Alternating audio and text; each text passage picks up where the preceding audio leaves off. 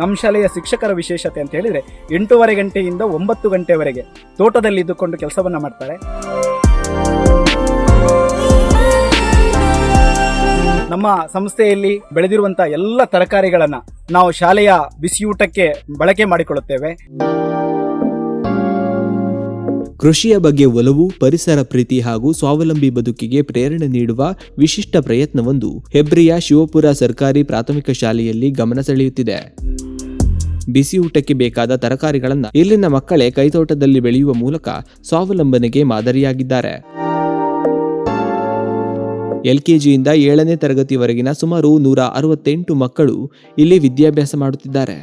ಈ ಮಕ್ಕಳಿಗೆ ಕೈತೋಟವೇ ಕೃಷಿಯ ಪ್ರಾಯೋಗಿಕ ಜ್ಞಾನದ ವೇದಿಕೆ. ಶಾಲಾ ದೈಹಿಕ ಶಿಕ್ಷಣ ಶಿಕ್ಷಕ ರಮಾನಂದ ಶೆಟ್ಟಿ ಅವರ ಮಾರ್ಗದರ್ಶನದಲ್ಲಿ ರಾಷ್ಟ್ರೀಯ ಹಸಿರು ಪಡೆ, ಜಲಬಿಂದು ಇಕೋ ಕ್ಲಬ್ ವಿದ್ಯಾರ್ಥಿಗಳು, ಶಿಕ್ಷಕರು ಹಾಗೂ ಪೋಷಕರ ಸಹಕಾರದಿಂದ ತೋಟವನ್ನು ರೂಪಿಸಿಕೊಂಡು ಸಾವಯವ ತರಕಾರಿಗಳನ್ನು ಬೆಳೆಯಲಾಗುತ್ತಿದೆ.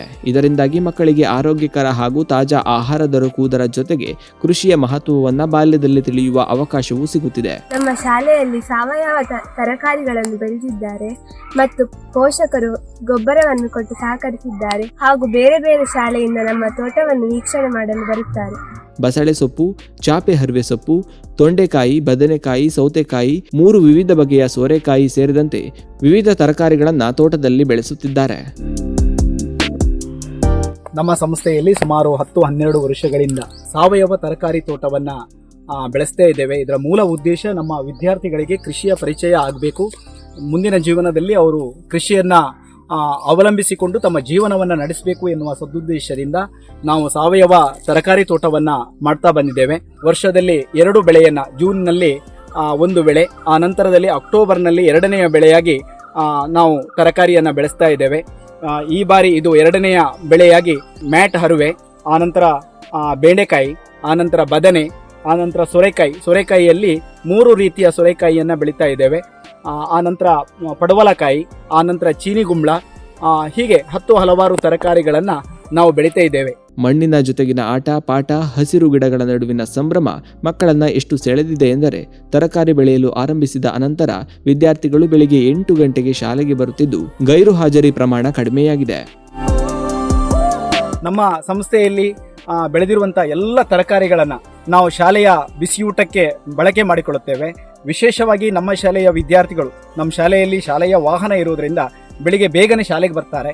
ಆ ನಂತರ ಶಾಲೆಯ ಅವಧಿಯ ನಂತರ ಕೊನೆಗೆ 5:30 ಗಂಟೆವರೆಗೂ ನಮ್ಮ ಶಾಲೆಯ ಮಕ್ಕಳು ಶಾಲೆಯಲ್ಲಿ ಇರ್ತಾರೆ. ಆ ಒಂದು ಸಮಯದಲ್ಲಿದ್ದುಕೊಂಡು ಮಕ್ಕಳು ಶಾಲೆಯ ತರಕಾರಿ ತೋಟವನ್ನು ರಕ್ಷಣೆ ಮಾಡುವಂಥ ಕೆಲಸವನ್ನು ಮಾಡ್ತಾರೆ. ಬೇಗ ಬಂದಿರುವಂಥ ವಿದ್ಯಾರ್ಥಿಗಳು ನೀರನ್ನು ಬಿಡುವಂಥದ್ದು, ಆ ನಂತರ ಅದರಲ್ಲಿರುವಂಥ ಕಳೆಯನ್ನು ಕೀಳುವಂಥದ್ದು, ಸಂಜೆಯ ಹೊತ್ತಿನಲ್ಲೂ ಕೂಡ ನೀರನ್ನು ಬಿಡುವಂಥದ್ದು ಮತ್ತು ಕಳೆಯನ್ನು ಕೀಳುವಂಥ ಕೆಲಸವನ್ನು ಎಲ್ಲ ವಿದ್ಯಾರ್ಥಿಗಳು ಮತ್ತು ಶಿಕ್ಷಕರು ಮಾಡ್ತಾ ಇದ್ದಾರೆ.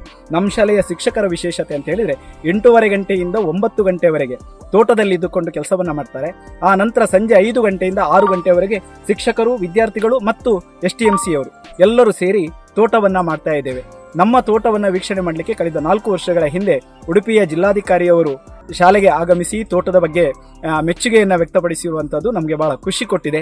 ನಾವು ಯಾವುದೇ ರೀತಿಯ ರಾಸಾಯನಿಕಗಳನ್ನು ಬಳಸದೆ ಬರೀ ಪೇರೆಂಟ್ಸ್ ಕೊಡುವಂತಹ ಗೊಬ್ಬರವನ್ನು ಬಳಸಿಕೊಂಡು ತರಕಾರಿಯನ್ನು ಮಾಡ್ತಾ ಇರುವಂಥದ್ದು ಬಹಳ ವಿಶೇಷ ಅಂತ ಹೇಳಲಿಕ್ಕೆ ಬಹಳ ಖುಷಿ ಆಗ್ತಾ ಇದೆ.